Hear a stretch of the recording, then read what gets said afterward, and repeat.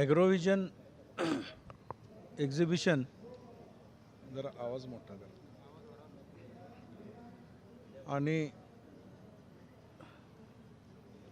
पूर्ती ग्रुपनी भरवलेल्या या एक्झिबिशनमध्ये प्रदर्शनामध्ये ऊस उत्पादकता वाढवण्यासाठीचं आज हे दुसरं चर्चासत्र। या चर्चासत्रामध्ये व्यासपीठावरील उपस्थित असणारे सर्व मान्यवर, गडकरीताई वहिनी, उपस्थित सर्व शेतकरी बंधूंनो, आज एक मला खूप आनंद असा झाला की गेली 3-4 वर्ष मला या भागामध्ये ऊस उत्पादन वाढीसाठी काही ठिकाणी बोलवलं होतं आणि काही शेतकऱ्यांना मार्गदर्शन करायची मला संधी मिळाली होती।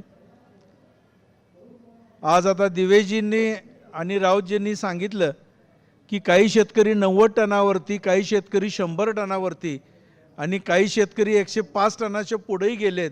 हे ऐकल्यानंतर खरोखरच खूप आनंद झाला। मित्रहो, सुरुवात करताना 100 टनाची बऱ्याच जणांच्याकडून मला सुद्धा नावं ठेवून घ्यायला लागली होती। 100 टन ऊसाचं उत्पादन येणं शक्य नाही असं 95, 96, 97, 98 सालापर्यंत अशीच धारणा सर्वांची होती। 95-97च्या दरम्यान माझा पहिल्यांदा जो प्लॉट होता 86-032 या व्हरायटीपासून 98.5 टनाचं एकरी उत्पादन निघालं। बऱ्याच परिसरातून लोक तो प्लॉट बघायला आले। त्याच्यामध्ये डॉक्टर आप्पासाहेबजी पवार बारामतीहून सुद्धा ते प्लॉट मुद्दाम बघायला आले आणि मग हळूहळू लोकांचा विश्वास बसला की 100 टनापर्यंत आपलं उत्पादन निघतं। 2-3 वर्षामध्येच आमच्या परिसरामध्ये त्या 97, 98, 2000 सालापर्यंत 100 टनाच्या एकमेकांमध्ये स्पर्धा सुरू झाल्या आणि कितीतरी शेतकरी 100 टनाच्या पुढे जाऊन पोहोचले। तिथून पुढे आमच्या परिसरात हा एक ओघ सुरू झाला की ऊस लागण करायची म्हणजे ती 100 टनासाठीच करायची अशी धारणा सुरू झाली आणि प्रत्येक शेतकरी तसा लागण करायला लागला।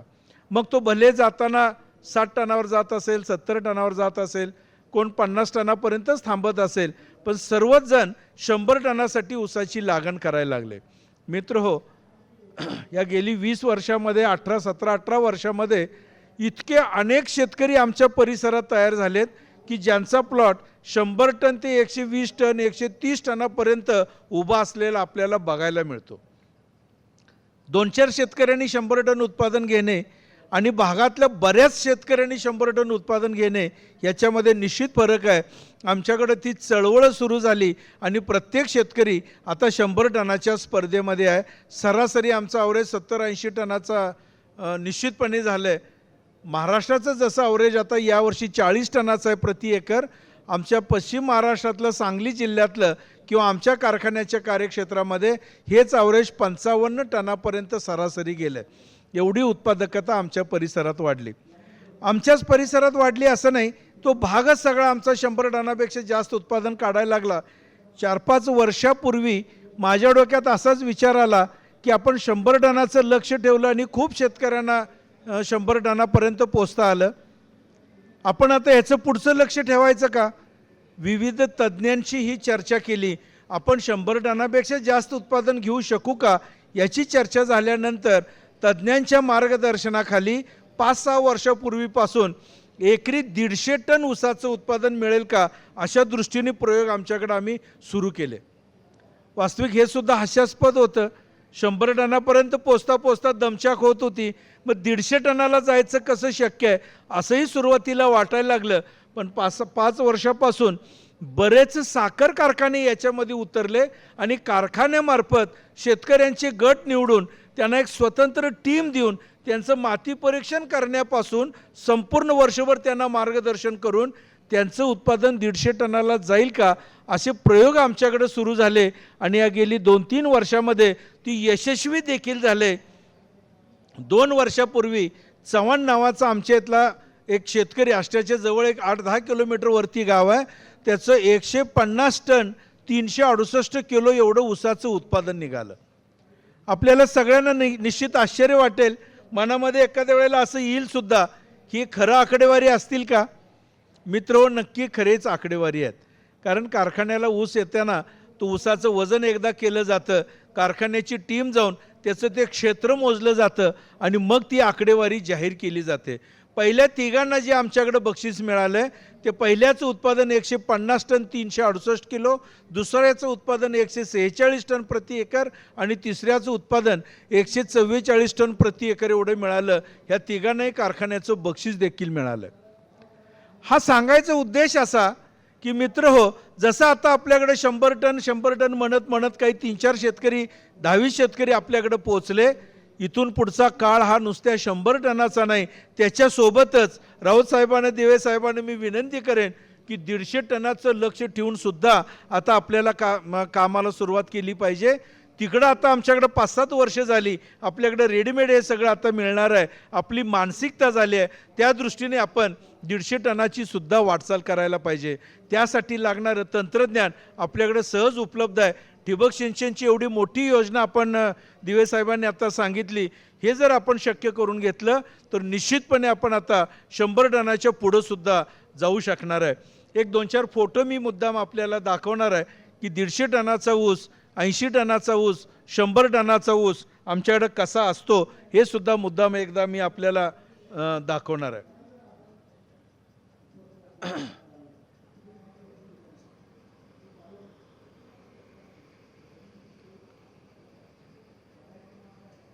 हा मी सबसर्फेस ड्रीप इरिगेशनवरती ऊस केला होता. टार्गेट होतं 150 टनाचं, पण मी त्यावेळेला 110-12 टनापर्यंत पोहोचलो. मगाशी दिवे साहेबांनी उल्लेख केला, बराक ओबामा साहेबांशी माझी भेट झाली होती.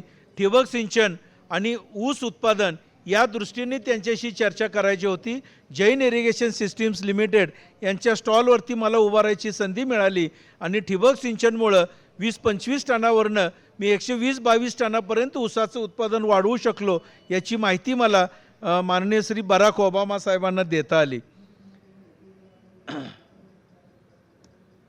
त्याच्यानंतर मगाशी दिवे साहेबांनी सांगितलं तसं अमेरिकेमध्ये जैन इरिगेशनच्या मार्फत मला जाता आलं आणि एका जागतिक परिषदेमध्ये भारतातला शेतकरी ऊसामुळं कसा प्रगत झाला ही सांगायची संधी मला मिळाली. बोस्टन युनिव्हर्सिटीमध्ये, हार्वर्ड युनिव्हर्सिटीमध्ये, बोस्टन या शहरात अमेरिकेतल्या 3 दिवसाच्या कॉन्फरन्समध्ये मला सहभागी होता आलं आणि आमच्या ऊसामुळं आमची आर्थिक परिस्थिती कशी सुधारली हे सांगायची संधी मला तिथं मिळाली. 17 मिनिटाचं लेक्चर किंवा 17 मिनिटाचं प्रेझेंटेशन माझं झालं.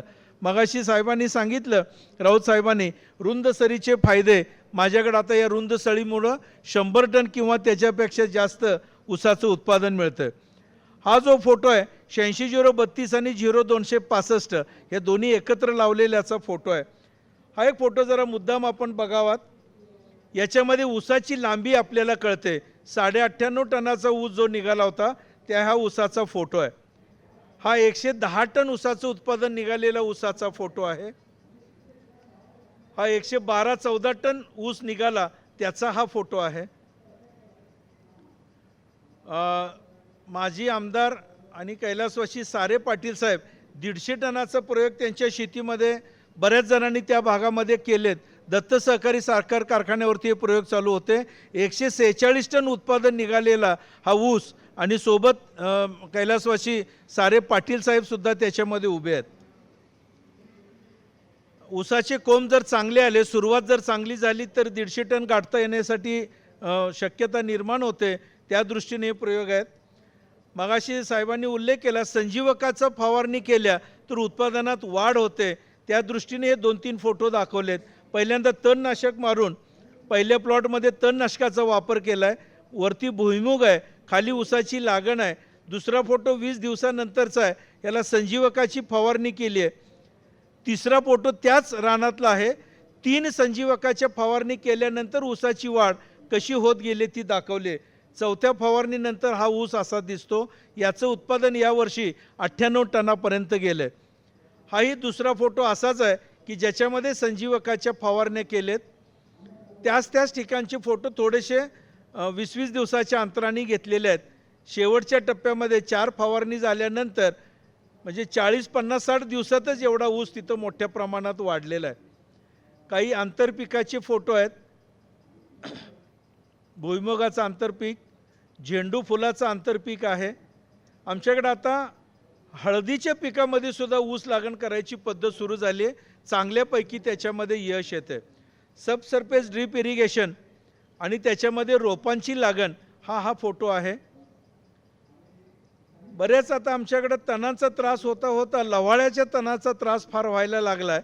त्या लवाळ्याचे तण त्याच्यामध्ये काही नवीन औषध आलेत, ते वापर करून तणावरती चांगल्यापैकी कंट्रोल केला आहे. सॅम्प्रा नावाचं धानुकाचं तणनाशक वापरलं आहे.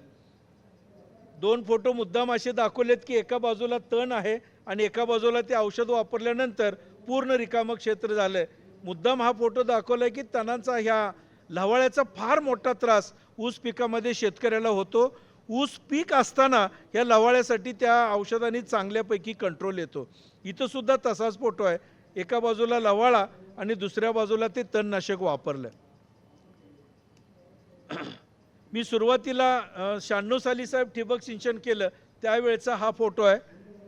2000 साली परत एकदा ते सगळं ठिबक सिंचन नवीन रिन्युएशन करून घेतलं. जैन इरिगेशनची सगळी सिस्टीम आहे. आणि 2005-06ला fully automatic drip irrigation system आमच्याकडे बसवली.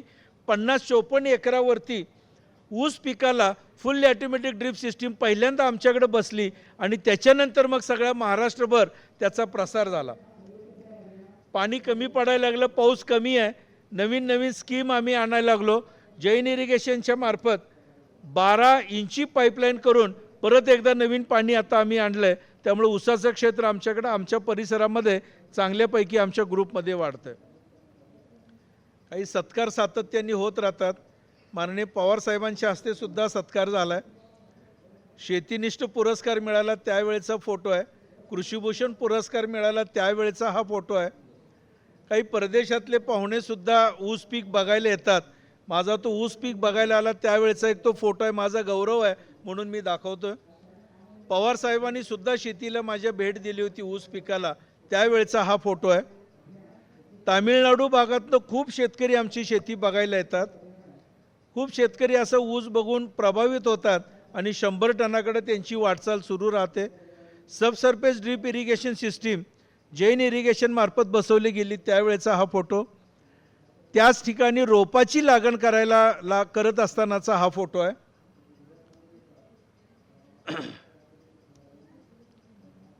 सबसर्फेसचे सगळे हे फोटो आहेत. केळीचं पीक माझ्याकडे चांगलं येतं. एकरी 45-46 टनापर्यंत माझं केळीचं उत्पादन निघालं आहे.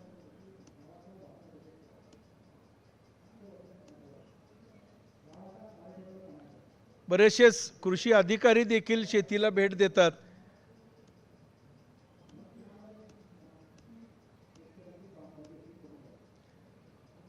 यावर्षी ताई मुद्दाम सांगतोय, एक रुपेश पाटील नावाचा शेतकरी 29 गुंठ्यामध्ये 126 टन ऊसाचं उत्पादन त्यांनी घेतलंय. पेपरला त्याची बातमी आली. मुद्दाम मी दाखवतोय. 150 टन सुद्धा आता काढणं खरंच अवघड राहिलं नाही. हा 160-70 टनाच्या पुढे गेला. गणित केल्यानंतर मला काल काहीतरी 174 टन एकरी ह्याचं ऊसाचं उत्पादन निघतं. 29 गुंठ्यामध्ये 126 टन म्हणजे 174 टनापर्यंत तो पोचला. भले त्याचा प्रयोग कमी क्षेत्रामध्ये असेल पण निश्चितपणे एवढं उत्पादन येऊ शकतं याची खात्री ही बातमी वाचल्यानंतर आपल्या लक्षात येईल. खरोखरच आता आपण सुद्धा सर्वांनी 100 टन तर उत्पादन घ्यायचंच आहे, ते आपलं टार्गेट आहे. पण 100 टनाच्या पुढे सुद्धा आपल्याला आता लक्ष ठेवून चांगलं उत्पादन घ्यायच्या दृष्टीने प्रयोग करायचे आहेत. हा 10,001 नवीन व्हरायटी आले त्याचा हा फोटो आहे. फवारण्यामुळे ऊसाच्या पेरांची लांबी वाढते, त्याची जाडी वाढते, हे दाखवण्यासाठी काढलेला हा फोटो आहे. त्या पेरांची लांबी आणि जाडी किती छान आली हे आपल्या फोटोत दिसतंय. हा सुद्धा ऊस 105-6 टनापर्यंतचं उत्पादन आहे. हा 105-6 टनाचं उत्पादन मिळणारा ऊसाचा फोटो आहे. या वर्षीचे सगळे फोटो आहेत आत्ताचे. ऊस 2-2 वेळेला आमच्याकडे लॉजिंग होतो पडतो तरच त्या ऊसाचं उत्पादन वाढलेलं असतं. हा 2 ठिकाणी बेंड झालेला ऊस आहे म्हणजे 2 वेळेला तो लॉस झाला, 2 वेळेला पडला आणि मग त्याचं उत्पादन वाढलं. हा 120 टन उत्पादन देणारा ऊस आहे. या ऊसाचा ॲव्हरेजच 120 टनाचा आहे. तिथलाच हा फोटो आहे किती 2 ठिकाणी त्याला बेंड आलाय। हा सारे पाटील साहेबांच्या शेतातला या वर्षीचा फोटो आहे। 127 टन ऊसाचं उत्पादन त्यांच्या शेतीमध्ये निघालंय। आता दत्त कारखान्याचे चेअरमन स्वतः गणपतरावजी पाटील साहेब तिथं मध्ये उभं राहिलेले आपल्याला दिसत आहेत। हा आमच्या इथला अंकलखोपचा फोटो आहे। 120 टनाचा ॲव्हरेज मिळालेला फोटो आहे।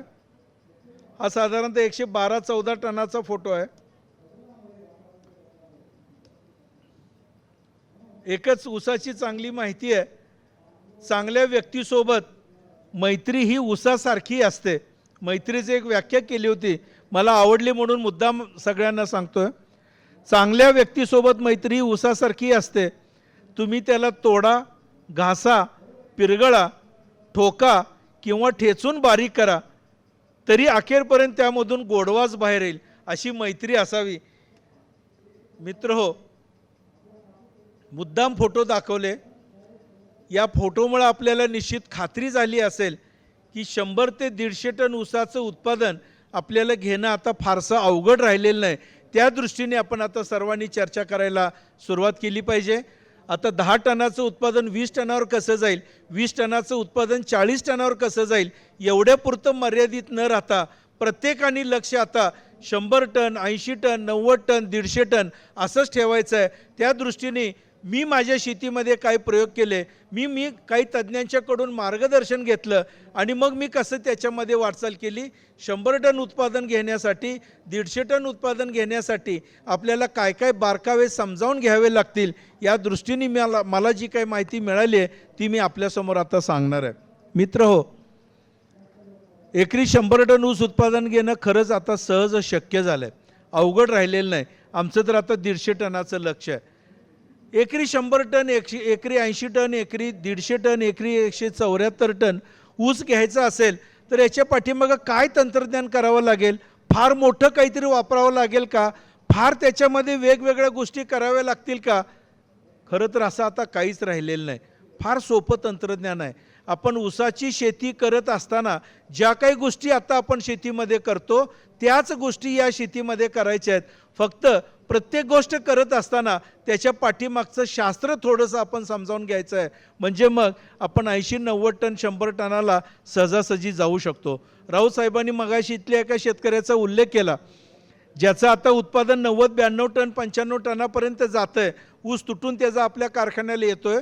त्या शेतकऱ्यांनी तंतोतंत जे शास्त्र आहे ते त्यांनी वापरात आणलं असं त्यांनी सांगितलं। मग त्या सूक्ष्म अन्नद्रव्याचा वापर असेल, दुय्यम अन्नद्रव्याचा वापर असेल किंवा संजीवकाच्या काही फवारण्या असतील, हे नेमकं याच्या पाठीमागं काय शास्त्र आहे ते मी थोडंसं आपल्याला निश्चितपणे सांगणार आहे। 5 मुद्द्यांवरती जर आपण ऊसाची शेती केली तर आपण निश्चितपणे 100 टनावरती सहजासहजी जाऊ शकतो। 5 मुद्दे कोणते आहेत? फार अवघड आहेत का? अजिबात नाही, फार सोपे असणारे हे मुद्दे आहेत, जे आपण आता नेहमी करतोच आहोत, फक्त थोडंसं समजावून घेऊन आपल्याला करायचं आहे। या 5 मुद्द्यांपैकी पहिला मुद्दा आहे जमिनीची सुपीकता। जमिनीची सुपीकता, जमीन जोपर्यंत सुपीक होत नाही तोपर्यंत कुठलंच पीक चांगलं येणार नाही। ऊस तर नाहीच नाही। ऊसाला नेहमी खादाड पीक असं समजलं जातं, ऊसाला खूप खायला लागतं, पण जमीन सुपीक असल्याशिवाय त्याला अन्न खाता येत नाही। त्याच्यावरती आपण एक 5 मिनिटं चर्चा करणार आहोत। 2 नंबरचा मुद्दा आहे ऊस लागणीची योग्य पद्धत। ऊस लावताना नेमकं सरीची रुंदी किती असावी? मागाशी राऊत साहेबांनी सांगितलं मी 10 फुटावरती ऊसाची लागण केली, कोण म्हणतं मी 4.5 फुटावर आहे, कोण म्हणतं 5 फुटावर आहे। आमच्याकडे एक शेतकरी आहे प्रकाश चौगले नावाचा, त्यांनी 12 फूट रुंदीच्या सऱ्या काढून त्याच्यामध्ये ऊसाची लागण केली। त्याला 62-64 टनाचा ॲव्हरेज त्याला सुद्धा मिळालं। नेमकं सरी किती फुटाची असावी? 1 डोळा असावा का 2 डोळा असावा? नेमकं त्याचे फायदे काय? सरीची रुंदी वाढवल्याने किती ऊसाचं उत्पादन वाढतं आणि ते कसं वाढणार आहे याच्यावरती आपण थोडीशी चर्चा करणार आहोत। 3 नंबरचा मुद्दा आहे जो तुमच्या आमच्या फार आवडीचा असतो, ऊसाचं उत्पादन वाढीसाठी रासायनिक खताच्या मात्रा किती द्याव्यात, त्या कशा द्याव्यात, केव्हा केव्हा द्याव्यात, याच्यावरती आपण चर्चा करणार आहोत। मी माझ्याकडे वापरत असलेलं, आमच्या परिसरात वापरणारं खताचं शेड्यूल सगळं आपल्यासमोर सांगणार आहे। आपण सुद्धा त्याच्यावरती लक्ष केंद्रित करायचं आहे। 4 नंबरचा मुद्दा अत्यंत महत्त्वाचा, ऊसाला पाण्याचं नियोजन कसं असावं, पाणी किती द्यायचं आहे. बऱ्याच वेळेला आपण भरभरून पाणी देतो, नेमकं ऊसाची पाण्याची गरज किती याच्यावरती आपण चर्चा करणार आहोत. आणि शेवटचा मुद्दा 5वा, ज्याला आपण व्यवस्थापन असं म्हणतो, त्या नेमकं व्यवस्थापन कसं असावं. आता अलीकडे आपल्याला पाहिलं असेल, आपल्याच भागातनं काही जणांचे मला फोन येतात की दादा आमच्या ऊसामध्ये लोकरी मावा आता कुठं तरी दिसायला लागलाय. ऊस पिकाला काही रोगराई असते ही कल्पनाच आमच्या डोक्यात पहिल्यापासून नव्हती. पण जसा आमच्या परिसरामध्ये 8-9 वर्षापूर्वी एकदा लोकरी मावा आला, त्याच्यानंतर मग लक्षात आलं की ऊस पिकाला सुद्धा काही फवारण्या कराव्या लागतात. आणि मग आमच्याकडं फवारणीचं सत्र सुरू झालं. मग ही एक फवारणी चालू असताना त्याच्यासोबत काही संजीवकाच्या फवारण्या केल्या तर ऊसाच्या उत्पादनामध्ये प्रचंड वाढ होते. ह्या काही तज्ज्ञांनी आम्हाला सुचवलं आणि या तज्ज्ञांच्या मार्गदर्शनाखाली कीड रोगासाठी काही फवारण्या आणि सोबतच ऊस उत्पादन वाढीसाठी संजीवकाच्या काही फवारण्या या देखील आमच्याकडे सुरू झाल्या. या व्यवस्थापनामध्ये याच्यावर देखील आपण थोडीशी चर्चा करणार आहोत. पहिला मुद्दा आहे तो जमिनीची सुपीकता. कोणत्याही तज्ज्ञांच्या समोर आपण गेलो आणि त्यांना जर आपण म्हणालो की मला एकरी 100 टन ऊसाचं उत्पादन काढायचं आहे, मला रासायनिक खताच्या मात्रा लिहून द्या, तो तज्ज्ञ पहिल्यांदा सांगेल की रासायनिक खताच्या मात्रेची चर्चा आपण नंतर करूया, पण सगळ्यात पहिल्यांदा आपल्याला जमीन सुपीक करायची आहे. आणि त्याच्यासाठी म्हणून एकरी 40 बैलगाड्या शेणखत टाका किंवा 10 ते 20 टन त्याला शेणखत टाका, किंवा ट्रॅक्टरच्या हिशोबाने जर बोलायचं झालं तर 2 चाकी जे डम्पिंग ट्रॉली असते त्या 8-10 ट्रॉल्या शेणखत त्याला पहिल्यांदा टाका. मित्र हो, माझ्याकडे शेणखत खरंच उपलब्ध नाही. आमच्या परिसरामध्ये द्राक्षाच्या बागा खूप आहेत. सांगली जिल्ह्यातला निम्मा भाग हा ड्राय एरिया ओळखला जातो. त्यामध्ये द्राक्षाच्या आणि डाळिंबाच्या बागा फार मोठ्या आहेत. द्राक्ष बागायतदार आणि डाळिंब बागायतदार शेणखत आम्हाला उपलब्धच होऊन देत नाहीत. प्रचंड मोठ्या प्रमाणात ते शेणखत घेऊन जातात. ऊस शेतकरी खरोखरच आळशी. आम्ही ज्या वेळेला जागा होतो आणि शेणखत मागायला जातो त्यावेळेला आम्हाला शेणखत मिळत नाही. पहिल्यांदा सगळं त्यांनी उचललेलं असतं. मी तज्ज्ञांना नेहमी सांगायचो, साहेब शेणखत एवढं टाकायला सांगू नका, रासायनिक खतं पाहिजे तर अजून 2-4 पोती मी जास्त टाकतो, मला 100 टन ऊस निघाला पाहिजे. आणि तज्ज्ञांचा आग्रह असायचा शेणखत पहिल्यांदा टाकल्याशिवाय रासायनिक खताचा उपयोग होणार नाही. मी त्यांना सातत्याने विचारायचो शेणखतामध्ये असं काय आहे की ज्याच्यामुळे 100 टन ऊस निघेल. तज्ज्ञांनी एकदा सांगितलं, मित्र आपणही थोडंसं लक्ष देऊन ऐकून घ्या. रासायनिक खतं जी आपण जमिनीमध्ये टाकतो, भरपूर टाकली की ऊसाचं उत्पादन वाढतं अशी आपली एक धारणा आहे. ही जरी खरी असली तर जमिनीमध्ये टाकलेली रासायनिक खतं ऊसाचं उत्पादन वाढवण्यासाठी जी आपण खतं टाकतो ही टाकल्यानंतर आहे त्या स्वरूपामध्ये ऊस पिकाला खाता येत नाहीत. ही एक अत्यंत महत्त्वाची गोष्ट मला तज्ज्ञांनी सांगितली. तुमच्या आमचं कसं असतं, खतं टाकली पाणी दिलं की 4 दिवसांनी ऊस हिरवागार दिसायला लागतो. आपल्याला वाटतं टाकलेली खतं सगळी ऊस पिकाला लागू झाली, त्याला खायला मिळाली. असं घडत नाही. जमिनीमध्ये टाकलेली खतं ऊस पिकाला आहे त्या स्वरूपात खाता येत नाहीत, म्हणून त्याला स्थिर स्वरूप असं म्हणतात. त्याच्यावरती जमिनीमध्ये प्रक्रिया केली जाते. प्रक्रिया होऊन ऊस पिकाला खाता येईल अशा स्वरूपामध्ये त्या अन्न घटकाचं रूपांतर होतं आणि मग त्या ऊस पिकाला अन्न खाता येतं. त्याला उपलब्ध स्वरूप असं म्हणतात. पहिलं असतं ते स्थिर स्वरूप आणि दुसरं असतं ते उपलब्ध स्वरूप. असं काहीतरी अवघड गोष्ट त्या तज्ज्ञांनी मला सांगितली. मी म्हटलं साहेब ही एवढं अवघड सांगण्यापेक्षा खतं किती टाकू दे तेवढं सांगा, कशाला हे तंत्रज्ञान मला सांगता, माझ्या काही डोक्यात येणार नाही.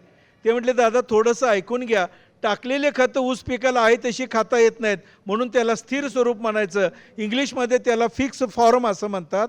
त्याच्यावर प्रक्रिया करून ऊस पिकाला खाता येईल अशा स्वरूपामध्ये त्या अन्न घटकाचं रूपांतर झालं, त्या रासायनिक खताचं रूपांतर झालं की त्याला अवेलेबल फॉर्म असं म्हणतात, उपलब्ध स्वरूप असं म्हणतात. एवढीच गोष्ट लक्षात ठेवा असं त्यांनी सांगितलं. मी म्हटलं एवढं मला समजलं, पुढं काय नेमकं उपलब्ध आणि स्थिर स्वरूप म्हणजे काय सांगतो म्हणाले. की सोप्या भाषेमध्ये सांगतो. एक त्यांनी मला उदाहरण दिलं. मला त्यांनी पहिला प्रश्न केला, दादा म्हटले तुम्ही भाकरी खाता का चपाती? मी म्हटलं साहेब हा कसला प्रश्न, भाकरी खातो आणि चपाती खातो याचा इथं काय संबंध आहे? आहे म्हणाले. बघा विचार करा, भाकरी किंवा चपाती जर आपल्याला खायची असेल तर आपण पहिल्यांदा घरी ज्वारी किंवा गहू आणतो आपल्या घरी ज्वारी गहू शिल्लक असते, ज्या वेळेला आपल्याला भूक लागलेली असते, ज्वारी गहू आपण खाण्यासाठी घरी आणलेले असतो, आहे त्या स्वरूपामध्ये ज्वारी मुठभर आपण खातो का? मी म्हटलं नाही. बरं म्हटले, खाण्यासाठी आणलेलं गहू मुठभर आपण खातो का हो? मी म्हटलं नाही. पण ज्वारीची भाकरी तयार झाल्यानंतर आपण खातो, गव्हाची चपाती झाल्यानंतर आपण खातो, धानाचं जो तांदूळ आपण म्हणतो त्याचा भात तयार झाल्यानंतर आपण खातो. खाण्यासाठी आणलेली गोष्ट आहे त्या स्वरूपामध्ये आपण खात नाही, म्हणून त्याला स्थिर स्वरूप असं म्हणायचं. घरी त्याच्यावर प्रक्रिया करून आपल्याला खाण्यायोग्य स्वरूपामध्ये त्या अन्नाचं रूपांतर केलं जातं. म्हणजे ज्वारीची भाकरी होते, गव्हाची चपाती होते, तांदळाचा भात तयार होतो आणि मग ते आपण खातो, त्याला उपलब्ध स्वरूप म्हणायचं. म्हणजे ज्वारी आणि भाकरी याच्यामध्ये कुणीतरी काम करावं लागतं, कुणीतरी प्रक्रिया करतं. आपल्या घरी आपल्या बहीण असते, आपल्या आई असतात, आपल्या मंडळी असतात, आचारी असतो, ते हे रूपांतर करून देतो, मग आपल्याला ते अन्न खाता येतं. तसं जमिनीमध्ये टाकलेली रासायनिक खतंसुद्धा ऊस पिकांनी जर खायचे असतील तर त्याच्यावर कुणीतरी प्रक्रिया करावं लागतं, कुणीतरी मध्यस्थी असावं लागतं, कुणीतरी आचारी जमिनीमध्ये असायला लागतो. आणि हा आचारी म्हणजे, हा मध्यस्थी म्हणजे जमिनीतले जीवाणू, असं त्यांनी मला सांगितलं. आम्हाला जीवाणू म्हणजे पूर्वी काहीच माहीत नव्हतं. 95-96 साली जीवाणू हा शब्दच आमच्या कानावर नव्हता. पण मला आता खात्री आहे, इथं बसलेल्या प्रत्येक शेतकऱ्याला जीवाणू, त्याचं कार्य, त्याचं महत्त्व, ते कुठं मिळतं याची निश्चितपणे माहिती आहे. त्यावेळेला मी त्यांना विचारलं, समजा म्हटलं साहेब, हे जे जीवाणू असतात हे जर जमिनीमध्ये टाकले तर मग दिलेली रासायनिक खतं या जीवाणूमार्फत उपलब्ध होतील की नाही? ते म्हणाले हो. मग म्हटलं काम झालं, रासायनिक खतं एकदा भरपूर टाकू आणि जीवाणू, त्याला उपलब्ध करणारे जीवाणू एकदा आपण टाकले की मग आपल्याला त्या पिकाला भरपूर खायला मिळेल. आणि मग त्याच्यासाठी शेणखत काय टाकायची गरज नाही का, असं मला वाटायचं. ते म्हणाले, दादा, जीवाणू जमिनीमध्ये असले की टाकलेली खतं ऊस पिकाला ती उपलब्ध करून देतात. हे जरी खरं असलं तर जीवाणूंची संख्या मेंटेन करण्यासाठी, त्यांची कार्यक्षमता योग्य राहण्यासाठी ह्या जीवाणूंना, कारण हे जीवाणू जिवंत असतात, यांना सुद्धा काहीतरी खायला द्यायला लागतं. ते जर आपण जमिनीला मुबलक प्रमाणात दिलं तर जीवाणूंची संख्या आणि कार्यक्षमता योग्य राहते. दिलेली रासायनिक खतं त्या पिकाला योग्य प्रमाणात मिळतात. त्या जीवाणूंना जे खायला द्यायला लागतं त्याचं नाव त्यांनी सांगितलं सेंद्रिय कर्ब किंवा ऑर्गॅनिक कार्बन.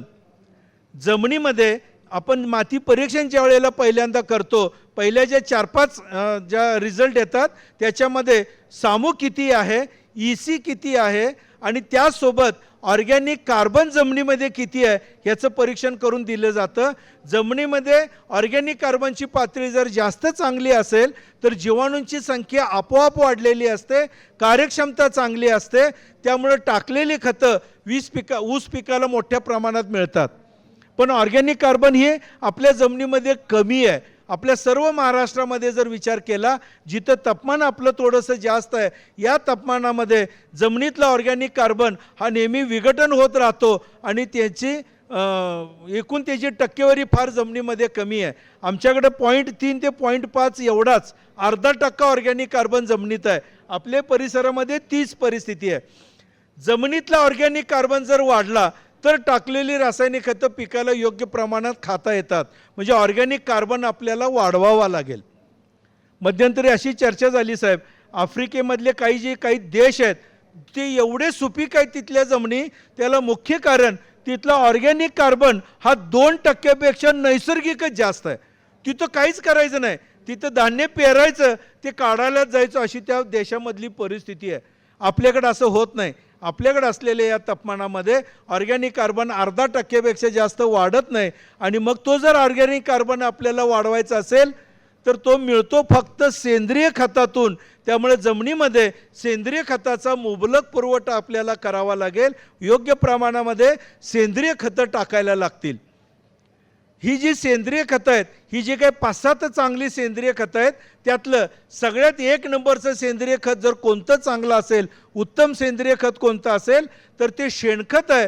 म्हणून एकरी 40 बैलगाड्या किंवा 20 टन किंवा 8-10 ट्रॉल्या शेणखत हे जमिनीमध्ये पहिल्यांदा आपल्याला टाकलं पाहिजे, जेणेकरून त्या जमिनीची सुपीकता वाढते.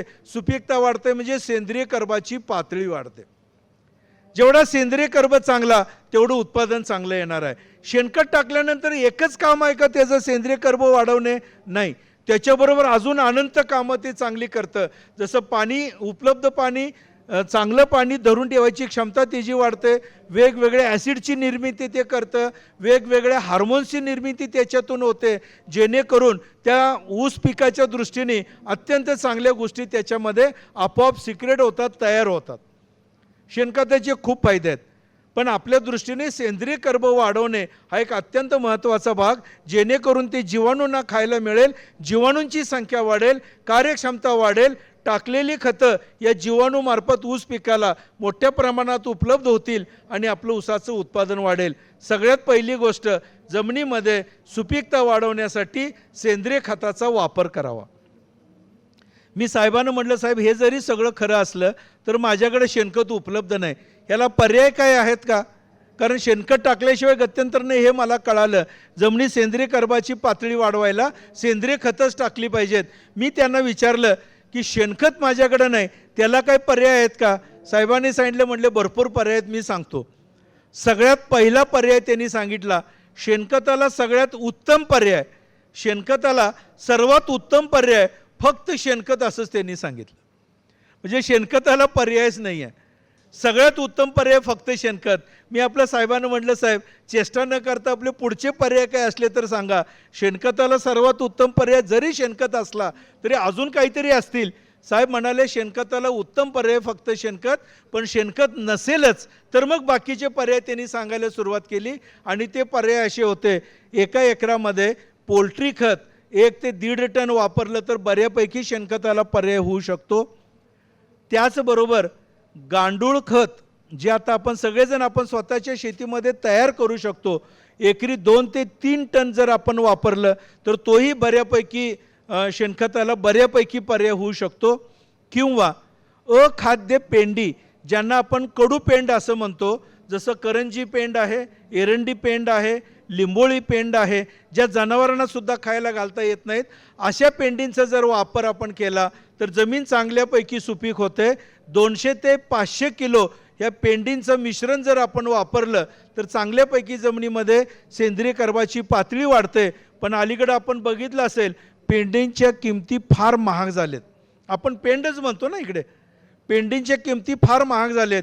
अगदी 12-14 हजारापासून 15-16 हजार रुपये 1 टन अशी ते पेंडीची किंमत आहे. मग पेंड थोडीशी बाजूला ठेवायला लागते आणि परत आणि दुसऱ्या सेंद्रिय खताकडे वळायचं. आणि मग आपल्याला अजून एक पर्याय चांगला राहतो, तो म्हणजे लेंडी खत आपण वापरावं. जिथं शेळी मेंढीचा उद्योग चालतो, पालन केलेलं असतं, तिथं गोळा केलेल्या लेंड्या आणून जमिनीमध्ये वापराव्यात. किंवा सगळ्यात उत्तम, जमिनीमध्ये ज्यावेळेला जमीन रिकामी असते त्यावेळेला बकरी बसवणे असं आमच्याकडे म्हणतात. बकरी आणून जमिनीमध्ये बसवायच्या. योग्य दिवस ते जर बसून राहिले, योग्य संख्येच्या जर असतील, त्या बकरींचं मूत्र तिथंच पडतं, जेणेकरून नायट्रोजनचं प्रमाण खूप चांगलं वाढतं. त्याच्या लेंड्या तिथंच पडतात. ह्या मातीमध्ये एकदा मिसळून घेतल्या तर जवळपास शास्त्र असं सांगतंय की 3 वर्ष जमीन ही चांगल्यापैकी सुपीक राहते. बकरी बसवणे एक सगळ्यात चांगला पर्याय आहे. त्याचबरोबर आमच्याकडं पूर्वी आमचे कारखाने आम्हाला ऊसातनं शिल्लक राहिलेलं, कारखान्यातून शिल्लक राहिलेली मळी, ज्याला आम्ही प्रेसमड म्हणतो, ही आम्हाला ती द्यायची. आम्ही ते प्रेसमड आणायचो, त्याचा ढीग करून ठेवायचो, त्याच्यावर पाणी मारून त्याला गार करायचं, काही कंपोस्ट करणारे जीवाणू त्याच्यामध्ये सोडून कंपोस्ट तयार करून ही आम्ही आमच्या शेतीमध्ये वापरत होतो. त्याचा खूप चांगला फायदा आम्हाला व्हायचा.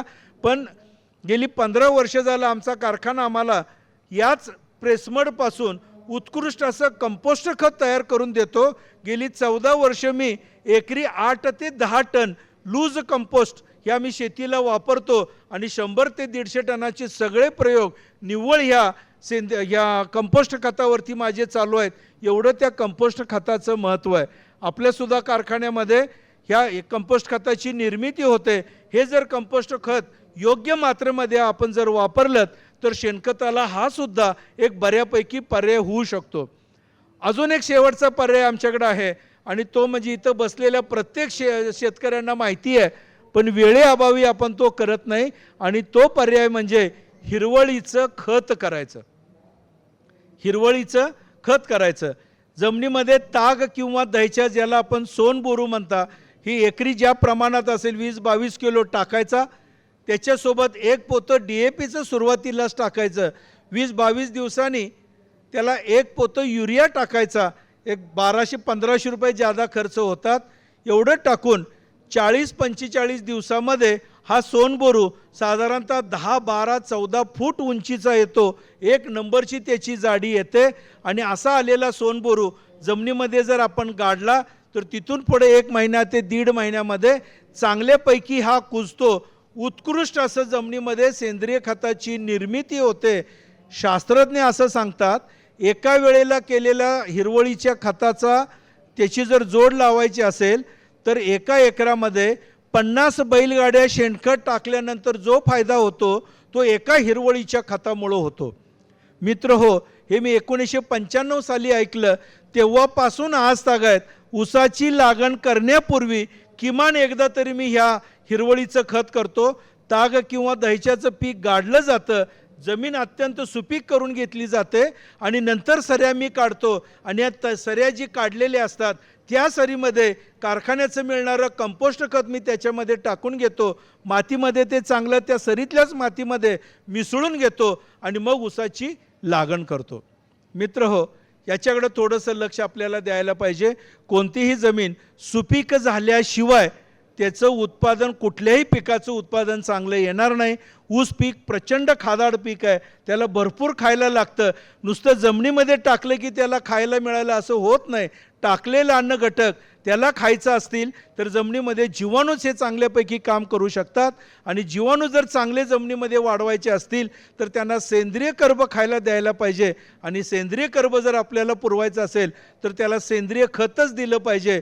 मग शेणखत आहे, कारखान्याचं उत्कृष्ट असं कंपोस्ट आहे, गांडूळ खत आहे, अखाद्य पेंडी आहेत किंवा लेंडी खत आहे किंवा सगळ्यात उत्तम पर्याय हिरवळीचं खत आहे. जरूर हिरवळीचं खत करून बघा, निश्चितपणे आपलं उत्पादन तिथपर्यंत आपल्याला गाठता येणं सहज शक्य होतं. दुसरा मुद्दा आपण घेणार आहोत, ऊस लागणीची योग्य पद्धत.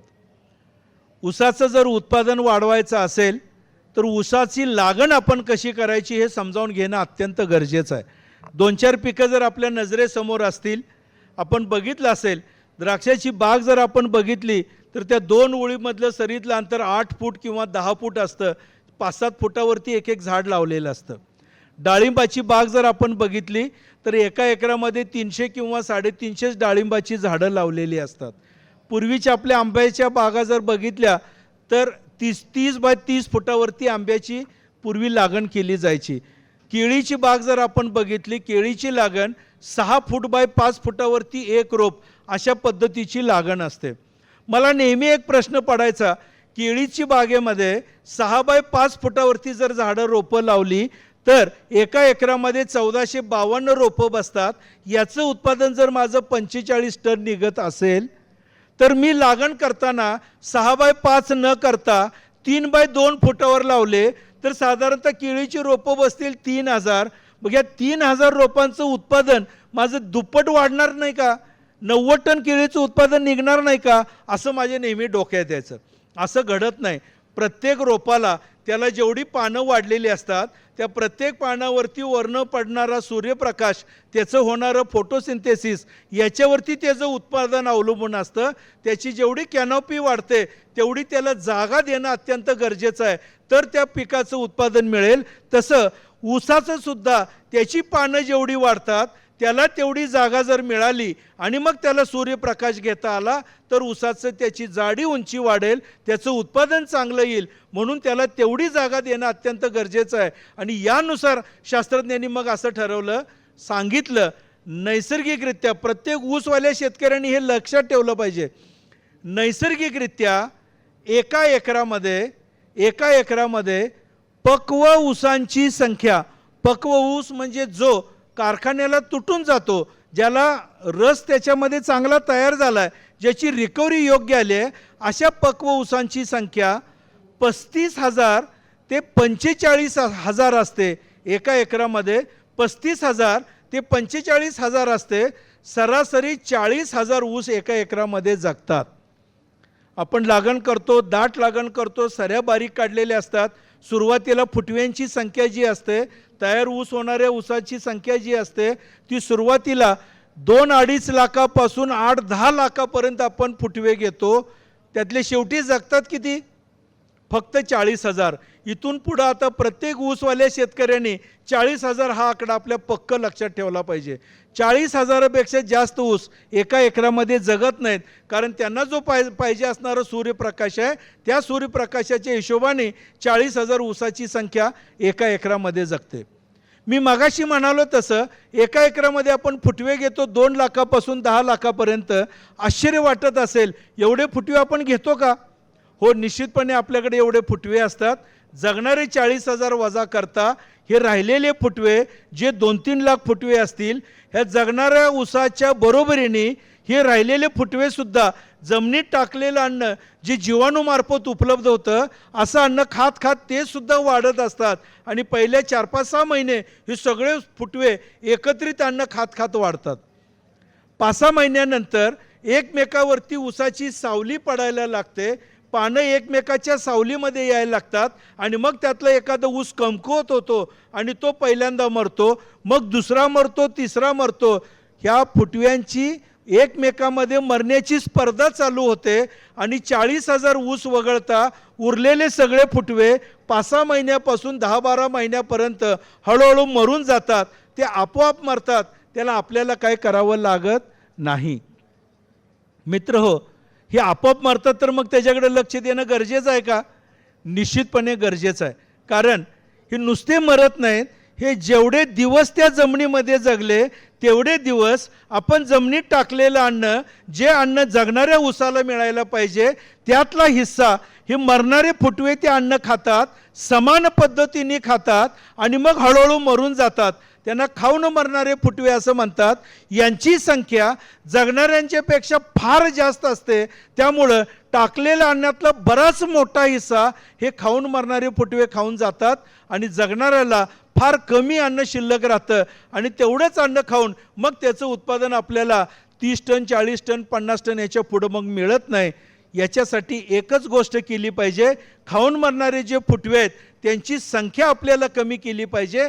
म्हणजे जगणाऱ्या ऊसाला जास्त अन्न खायला मिळेल तरच आपलं उत्पादन वाढेल. अन्यथा भरपूर नुसती खतं टाकून उत्पादन वाढणार नाही. जगणारे आणि मरणारे फुटवे यांच्यावरती लक्ष द्यावं लागेल. एक गणित मला त्यावेळेला तज्ज्ञांनी सांगितलं, मी आपल्याला सांगेन. म्हणजे याच्यातली निश्चितपणे आपलं उत्पादन जर वाढवायचं असेल तर काय करायला लागेल हे आपल्याला कळेल. एका एकरामध्ये मला वाटतं आपल्याकडे सुरुवातीला सगळ्यांच्या 3 फूट रुंदीच्या सऱ्या होत्या, बऱ्याच जणांच्या 2.5च होत्या, पण नंतर आपण 3 फुटावर आलो. आता 4 फुटावरती बरेच जण गेले, काही 4.5 फुटावरती गेले, काही 5 फुटावर गेलेत. राऊत साहेबांचे सारखे काही 10 फुटाचे सुद्धा प्रयोग त्यांनी केलेत. पण पूर्वी आपली संख्या होती ती 3 फूट रुंदीची होती. सरीची रुंदी 3 फुटाची होती. एका एकरामध्ये जर 3 फूट रुंदीनी सऱ्या जर आपण काढल्या तर निघणाऱ्या एकूण सरींची लांबी किती होते याचा जर अभ्यास आपण केला तर एकतर ते टेपनी मोजायला लागेल किंवा आपल्याला इथले इथं गणित करता येतं. एका एकराची चौरस फूट आपण वहीमध्ये लिहा. 43,560 चौरस फूट म्हणजे 1 एकर. सरीची रुंदी जर 3 फूट असेल, या 3 फुटांनी जर त्याला भागिले केलं तर येणारं उत्तर म्हणजे सरीची लांबी असते 43,560 चौरस फूट भागिले 3 फूट. असं जर केलं तर येणारं उत्तर आहे 14,520 रनिंग फूट. म्हणजे एका एकरामध्ये 14,520 फुटाची सरी निघते. तोंडी हिशोबासाठी आपण 15,000 फूट धरूया. 15,000 फुटाची सरी. पूर्वी आपण 3 डोळ्याचं टिपरं करायचो, 3 डोळे एकत्र केलेलं टिपरं, आणि टक्कर पद्धतीने लागण करायची असं शास्त्रज्ञ आपल्याला सांगायचे. आमच्याकडे आम्ही टक्कर कधीच लागण करत नव्हतो. सवयीने, दीडीने किंवा 2-2 कांडे एकत्र लावायची पद्धत आमच्याकडे होती. 3 टनापासून 4 टन बियाणं एका एकरामध्ये लागण करायची आणि असं आम्हाला वाटायचं की उत्पादन फार चांगलं येईल. पण असं घडलं नाही. 3 डोळ्याची एक टिपरं साधारणतः 1 फूट लांबीचं असतं. टक्कर पद्धतीने जर आपण लागण केली तर एका फुटाला 1 टिपरं बसेल. एकरामध्ये 15,000 रनिंग फुटाची सरी असते, फुटाला एक टिपरं बसलं म्हणजे 15,000 टिपरे एका एकरामध्ये आपण लागण करतो. शास्त्रज्ञांनी सांगितलेल्या ह्या 15,000 टिपरे एका एकरामध्ये बसतात. पुढचा प्रश्न त्यांनी विचारला, एका टिपऱ्याला डोळे किती? मी म्हटलं 3. 15,000 टिपरे जर आपण एका एकरामध्ये लावले तर एकूण डोळे किती लावतो आपण एका एकरामध्ये? 15,000 गुणिले 3 45,000 डोळे आपण एका एकरामध्ये लावतो. समजा यातले 5,000 डोळे वेगवेगळ्या कारणाने मेले, त्यांची उगवण झाली नाही आणि 40,000 डोळे आपल्याकडे चांगल्यापैकी उगवले, असं जर गृहीत धरलं तर 40,000 डोळ्यांना एक महत्त्वाचा प्रश्न मला त्यावेळेला त्यांनी विचारला होता. दादा म्हणाले 40,000 डोळे उगवलेत असं गृहीत धरा, ह्या उगवलेल्या प्रत्येक डोळ्याला तुमच्या परिसरामध्ये फुटवे किती येतात असा प्रश्न होता. आपल्या परिसरात एका डोळ्याला फुटवे किती असतात? काही ठिकाणी 2-4 असतील, काही ठिकाणी 5-10 असतील, काही ठिकाणी 15-20 सुद्धा असतील, बरोबर आहे ना? एक 5-6 फुटवे जर आपण गृहीत धरलं, एका डोळ्याला 5 फुटवे जर आपण गृहीत धरलं, पहिला आलेलो कोंब असतो तो मातृकोंब आणि त्याला 5 फुटवे, असं 6 झालं. 40,000 डोळे जर उगवले असतील, गुणिले 6 जर त्याला आपण केलं तर 2,40,000 फुटवे एका एकरामध्ये सहजासहजी येतात. बघा विचार करा, मग जिथं 10 फुटवे आले असतील तिथं 4,00,000 फुटव्यांची संख्या होते, जिथं 15-20 आले असतील तिथं 7-8 लाख फुटव्यांची संख्या होते. एवढे जरी फुटवे आपण घेतले तरी त्यातले शेवटी जगणार आहेत किती? फक्त 40,000. 40,000पेक्षा जास्त ऊस तयार होत नाहीत, हे नैसर्गिक आहे. मग समजा 2,40,000 जर आपण फुटवे घेतले, त्यातले जगणारे 40,000 समजा वजा केले, राहिले किती? राहतात 2,00,000. ह्या 2,00,000 फुटव्यांचं काय होतं? तर हे 2,00,000 फुटवे जमिनीमध्ये टाकलेलं अन्न, जीवाणूमार्फत उपलब्ध झालेलं अन्न त्या जगणाऱ्या ऊसाबरोबर समान पद्धतीने खातात आणि सगळे समान वाढत जातात. 5-6 महिने हे वाढतात आणि 5-6 महिन्यानंतर यांच्यामधली मर चालू होते आणि राहिलेले 2,00,000 फुटवे सगळे मरून जातात. जगतात 40,000 आणि मरतात किती? 2,00,000. जेवढं अन्न आपण टाकलंय त्यातलं जगणाऱ्यांची 40,000नाच खायला मिळेल, खाऊन मरणाऱ्यांची संख्या 2,00,000, त्यांना सगळ्यात जास्त अन्न खायला मिळेल. मरणारी ऊस अतिशय जास्त असतात संख्येने, त्यामुळं खाऊन मरणाऱ्यांची संख्या जर आपल्याला कमी ठेवली तरच जगणाऱ्याला जास्त खायला मिळेल, अन्यथा मिळणार नाही. त्यामुळे आपल्याला एक विचार करावा लागेल, लागण करताना आपल्याला अशा पद्धतीने लागण करावी लागेल की जगणाऱ्या ऊसांच्या संख्येपेक्षा थोडेसे जास्त ऊस खाऊन मरणारे असावेत, तरच आपलं ऊसाचं उत्पादन वाढेल. अन्यथा खाऊन मरणाऱ्या ऊसाला जास्त खायला मिळेल आणि जगणाऱ्यांना कमी अन्न शिल्लक राहील, त्यामुळे उत्पादनामध्ये मोठ्या प्रमाणात तूट येते, घट येते. मग 25, 30, 40 टनापेक्षा जास्त उत्पादन आपलं निघत नाही. अगदी सोपं उदाहरण घेऊन बघा, 3 फुटाच्या सरीमध्ये जर 2,40,000 ऊस येणार असतील आणि जगणारे 40,000, खाऊन मरणारे जर 2,00,000 असतील तर खत त्यांच्या वाटणीला किती जातं एवढं बघा, अन्न किती जाईल याचा विचार करून बघा. यांचं पट काढायची, प्रमाण काढावं जगणाऱ्या आणि मरणाऱ्यांचं. जगणारे 40,000 जर 1 पट असतील तर खाऊन मरणारे 2,00,000 त्याच्या 5 पट असतात. जगणारे 40,000 1 पट, खाऊन मरणारे त्याच्या 5 पट. समजा मी एक 600 किलो अन्न जर त्या जमिनीमध्ये टाकलं असेल, जीवाणूमार्फत ते उपलब्ध झालं असेल, तर जगणाऱ्याला आणि मरणाऱ्याला सगळ्यांनी जर समान अन्न खाल्लं तर जगणाऱ्याला फक्त 100 किलो खायला मिळेल आणि राहिलेलं 500 किलो अन्न जे मरणारे आहेत ते खातील आणि मरून जातील. 600 किलोपैकी 500 किलो अन्न आपलं वाया जाईल. जगणाऱ्याला फक्त 100 किलो, 600 पैकी 100 किलो खाऊन तो अंगठ्यासारखा बारीक राहतो आणि आपलं उत्पादन मात्र मोठ्या प्रमाणात मग वाढत नाही. आपल्याला वाटतं की एवढं 600 किलो आपण खत टाकलं तरी उत्पादन माझं 20-30 टनापेक्षा जास्त आलं नाही. टाकलेल्या खताचा उपयोग आपल्या जगणाऱ्याला न होता खाऊन मरणारे सगळं अन्न खाऊन जातात, त्यामुळं ऊसाचं आपलं टनेज वाढत नाही. याच्यासाठी मग काय केलं पाहिजे तर खाऊन मरणाऱ्यांची संख्या कमी करायची, सरीची रुंदी वाढवा, 4 फूट करा, 4.5 करा, 5 फूट करा, 1 डोळा किंवा 2 डोळ्याचं टिपरं अंतर ठेवून लागण करा आणि 60 ते 70 हजार फुटवे येतील एवढंच त्याच्यामध्ये बघा. 60-70 हजार एकदा फुटवे आले की तिथून पुढं जादा फुटवे यायला लागल्यानंतर ऊसाची बाळ बांधणी करा.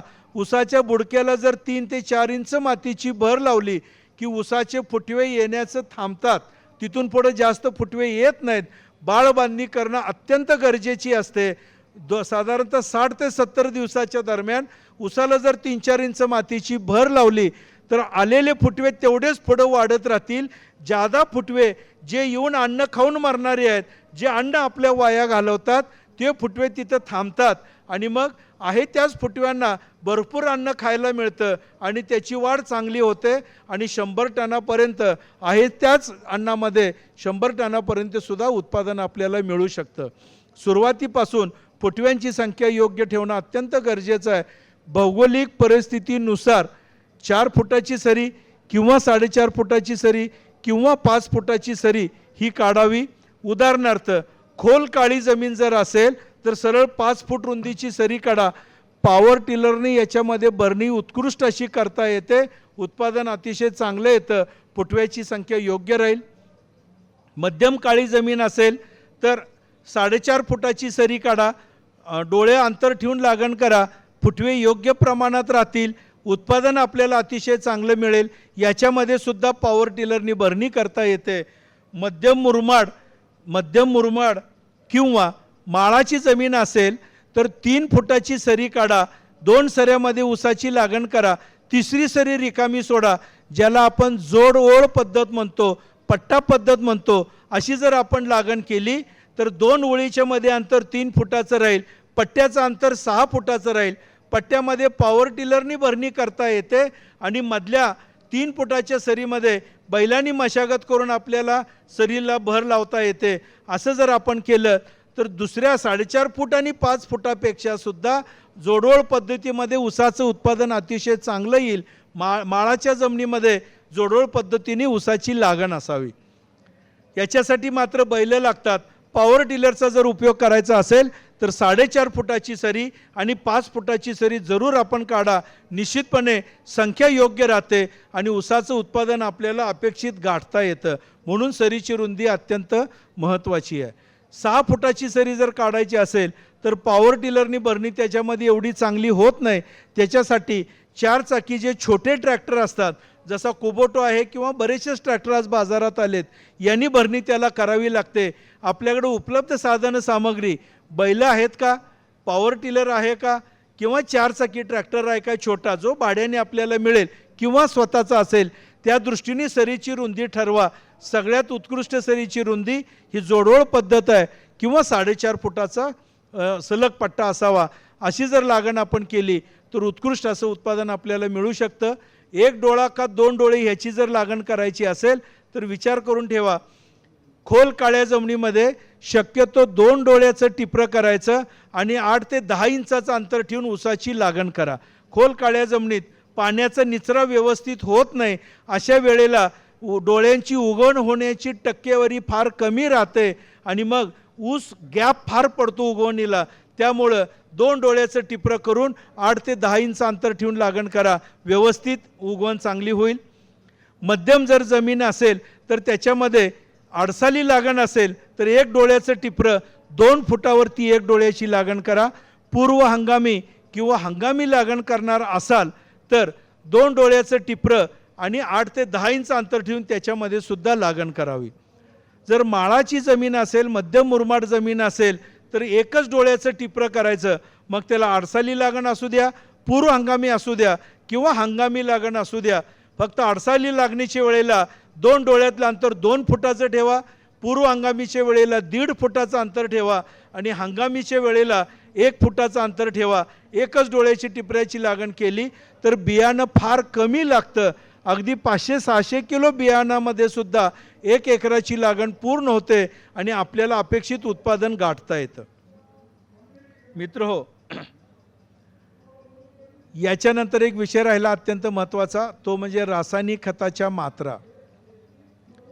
एकरी ऊसाचं उत्पादन जर आपल्याला 60-70 टनापेक्षा जास्त घ्यायचं असेल, एकरी 100 टनाचं लक्ष्य आपल्याला गाठायचं असेल तर रासायनिक खताच्या मात्रासुद्धा त्या मानाने योग्य प्रमाणात योग्य वेळी देणं अत्यंत गरजेचं आहे. हे जर आपण सूत्र पाळलं तर सहजासहजी आपण सुद्धा एकरी 100 टनापर्यंत जाऊ शकतो. एकरी 100 टनासाठी मी रासायनिक खताच्या ज्या मात्रा वापरतो युरियाचं प्रमाण साधारणतः एका एकरासाठी 8 पोत्यापासून 12 पोती एका एकरासाठी लागतात. आपण निश्चितपणे म्हणणार एवढी पोती वापरून एवढं उत्पादन येईल का, आणि एवढी जास्त पोती वापरायची त्याला खर्च किती येईल. निश्चितपणे मी त्याचंही तंत्रज्ञान आपल्याला सांगणार आहे, खर्चही किती येतो ते सांगणार आहे. एका एकरामध्ये 100 टन ऊस काढण्यासाठी 8 ते 12 पोती युरिया लागतो, 6 पोती DAP लागतो, 5 ते 6 पोती पोटॅश लागतो. ह्या 3 गोष्टी झाल्या. आता 100 टनासाठी पुढच्या 2 गोष्टी अत्यंत महत्त्वाच्या, कारण ह्या पहिल्या 3 गोष्टी आपण सगळेजणच वापरतो, थोडंसं कमी जास्त प्रमाणात असेल, पण पुढच्या ज्या 2 गोष्टी अत्यंत महत्त्वाच्या आहेत त्याचा जर उपयोग आपण केला तरच ऊसाचं उत्पादन टार्गेट आपल्याला गाठता येईल. आणि त्या 2 गोष्टी म्हणजे सूक्ष्म अन्नद्रव्ये आणि दुय्यम अन्नद्रव्ये. सूक्ष्म अन्नद्रव्ये आपण कधी वापरलेत का कुणी? बरेच जण आपल्या परिसरामध्ये हे वापरत नाहीत. सूक्ष्म अन्नद्रव्याचा वापर आणि दुय्यम अन्नद्रव्याचा जर वापर आपण केला तर 100 टनापर्यंत पोचणं आपल्याला सहज शक्य होतं. सूक्ष्म अन्नद्रव्याची तयार पिशवी आता बाजारात मिळते, दुय्यम अन्नद्रव्याची सुद्धा तयार पिशवी बाजारात मिळतात. याचा वापर आपल्याला केला पाहिजे.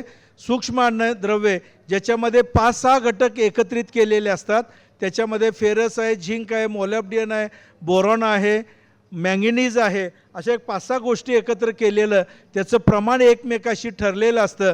10 किलोची एक पिशवी, अशा 3 पिशव्या आम्हाला वापरायला लागतात 100 टनासाठी.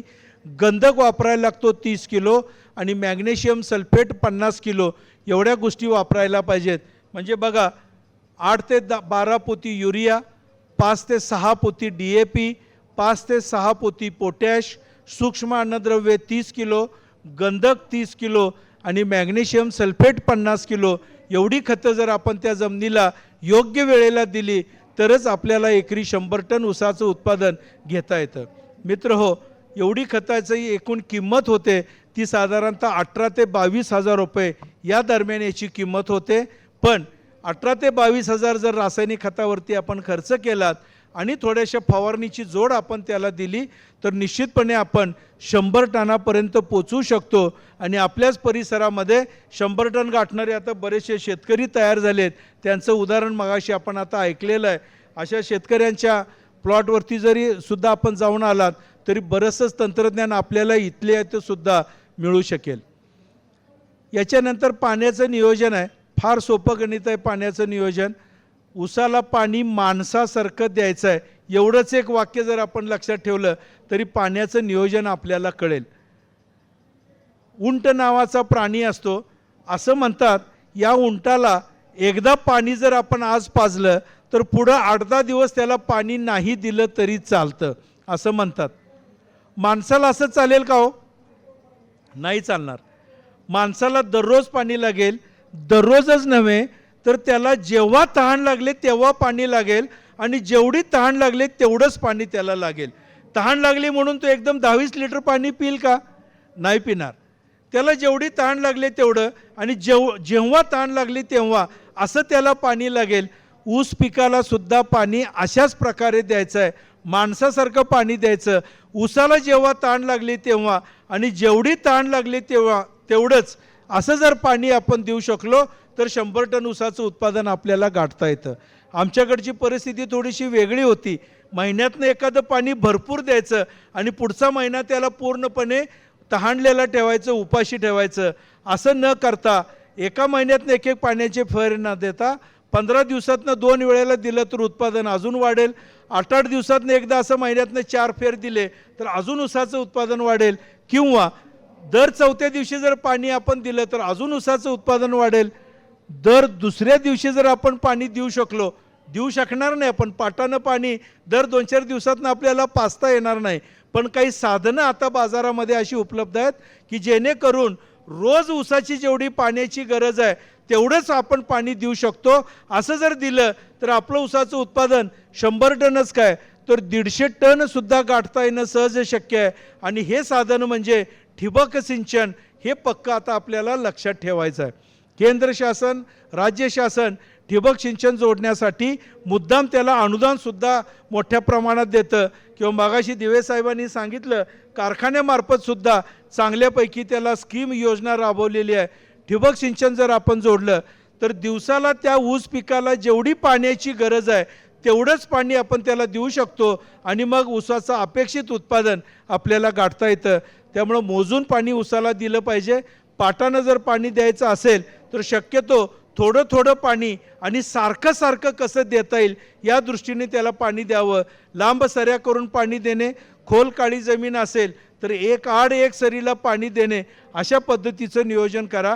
ऊसाच्या गरजेनुसार त्याला जेवढं आवश्यक आहे एवढंच पाणी जर आपण दिलं तर ऊसाच्या उत्पादनामध्ये मोठ्या प्रमाणात वाढ होते आणि आपल्याला लक्ष्य गाठता येणं सहज शक्य होतं. व्यवस्थापनाचा जो भाग आहे याच्यामध्ये एकतर आपल्या परिसरामध्ये रानडुकरांचा फार त्रास होतो असं मी सातत्याने ऐकलं आहे. मला त्याच्यासाठी काय उत्तर सांगता येईल हे माझ्याकडं नाही, कारण आमच्याकडं डुकरांचा त्रास कधीच झालेला नाही. आपल्याच परिसरामध्ये विविध शेतकऱ्यांनी या डुकरांचा जो त्रास होतो याच्यासाठी काही गोष्टी शोधल्या असतील, काही प्रयोग त्यांनी केले असतील. त्यांचा उपयोग आपण या पीक संरक्षणासाठी जरूर करा. लोकरी माव्यासारखं जर काही किडी आणि रोग त्याच्यावरती येत असतील तर जरूर त्याच्यासुद्धा फवारण्या आपल्याला थोड्याफार कराव्या लागतील. आणि सगळ्यात महत्त्वाचं, ऊसाचं उत्पादन जर आपल्याला जोमाने वाढवून घ्यायचं असेल, एखादं लक्ष्य गाठून जर त्याला घ्यायचं असेल तर त्याच्यामध्ये सूक्ष्म अन्नद्रव्ये, दुय्यम अन्नद्रव्ये, काही NPK याच्यासोबतच काही संजीवकाच्या सुद्धा फवारण्या आपल्याला कराव्या लागतील. याची जर जोड आपण दिली, 3-4 फवारण्या जर आपण संजीवकाच्या केल्या तर निश्चितपणे ऊसाच्या उत्पादनामध्ये मोठ्या प्रमाणात वाढ होते. मगाशी मी काही फोटो आपल्याला दाखवले, 20-20 दिवसाच्या अंतराने 4 फवारण्या केल्या तर ऊस प्रचंड प्रमाणात तो वाढतो आणि ऊसाच्या उत्पादनात चांगल्यापैकी वाढ होते. 2 संजीवक अत्यंत महत्त्वाची, एक जिब्रेलिक ॲसिड आणि दुसरं 6BA, हे 2 संजीवकाच्या फवारण्या करायच्या आहेत. एकूण 4 फवारण्यामध्ये 12 ते 13 ग्रॅम जिब्रेलिक ॲसिडचा उपयोग करावा लागतो आणि 12 ते 13 ग्रॅम 6BA या संजीवकाचा उपयोग करायला लागतो. 4 फवारण्याचे एकूण खर्च येईल फार तर 1,500 ते 2,000 रुपये. जिब्रेलिक ॲसिड एका ग्रॅमला 50 रुपये साधारणतः त्याची किंमत असते. 12-13 ग्रॅम घ्यायचं असेल तर 500-700 रुपयेमध्ये जिब्रेलिक ॲसिड येतं. 6BAची किंमत आहे 25 ते 30 रुपयाला 1 ग्रॅम. 12-13 जर आपल्याला घ्यायचं असेल तर 400 रुपयेमध्ये 6BA येतं. म्हणजे 1,000 रुपये संजीवकाचा खर्च अधिक इतर गोष्टीचा खर्च 1,000 रुपये, अशा 2,000मध्ये 4 फवारण्या आपल्या करता येतात. आणि या 4 फवारण्यामध्ये निश्चितपणे 10-15 टनाच्या ऊसाच्या उत्पादनामध्ये वाढ होऊ शकते. अशा या फवारण्या आहेत. आपल्याला जर या फवारण्याचं पूर्ण शेड्यूल पाहिजे असेल तर जरूर हे लेक्चर झाल्यानंतर आपण बसूयात. हे सगळं शेड्यूल मी आपल्याला लिहून देईन. रासायनिक खताचे सुद्धा मात्रा जर आपल्याला पाहिजे असतील, माझ्याकडे मी ज्या काही रासायनिक खताच्या मात्रा वापरतो याचेसुद्धा संपूर्ण शेड्यूल आपल्याला हा कार्यक्रम झाल्यानंतर लिहून घेता येईल. मित्रहो, बराच वेळ झाला, आपण सर्व मंडळी इथं बसलात.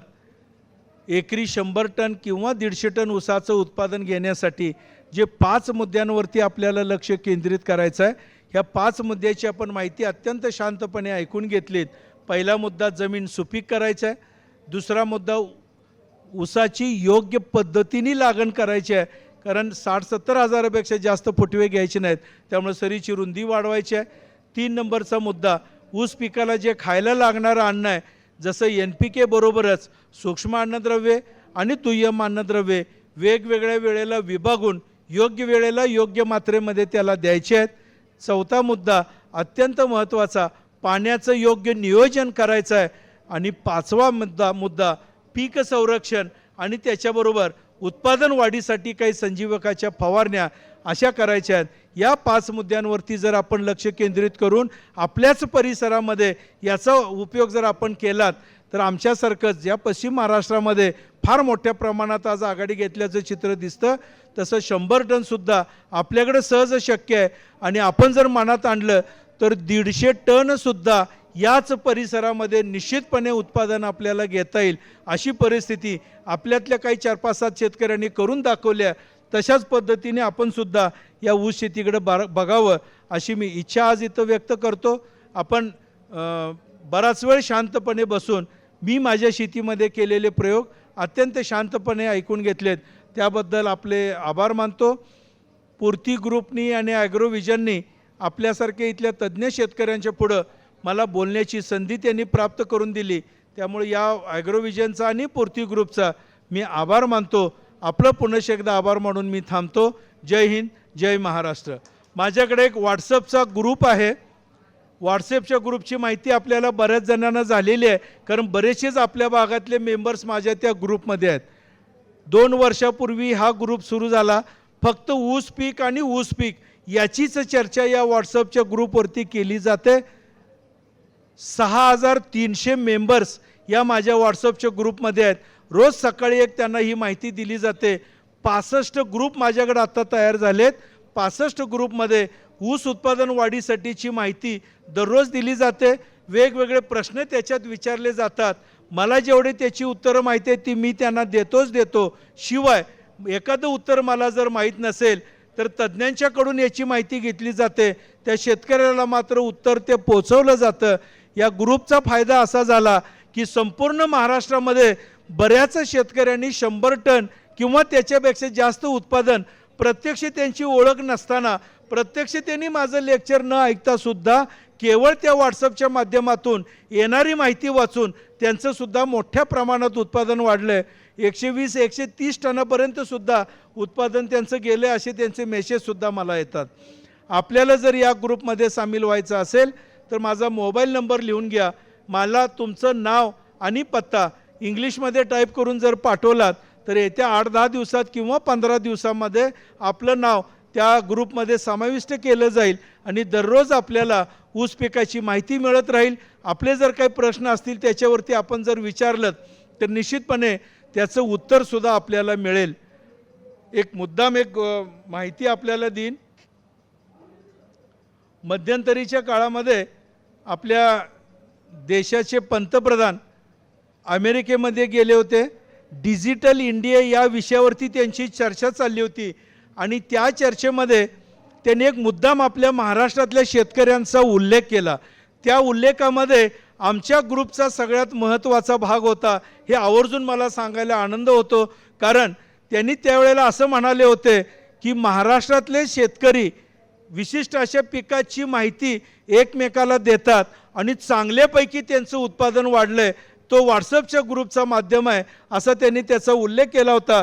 त्याची एक अर्ध्या मिनिटाची क्लिप आहे, मी मुद्दाम आपल्याला दाखवतो। जरूर बघितल्यानंतर आपण सुद्धा त्याचं कौतुक कराल की व्हॉट्सअपच्या माध्यमातून शेतकऱ्यांनी सुद्धा एकमेकाचं उत्पादन वाढीसाठी किती प्रयत्न केला आणि त्यासाठी आमचा ग्रुप हा सुद्धा फार महत्त्वाचा आहे।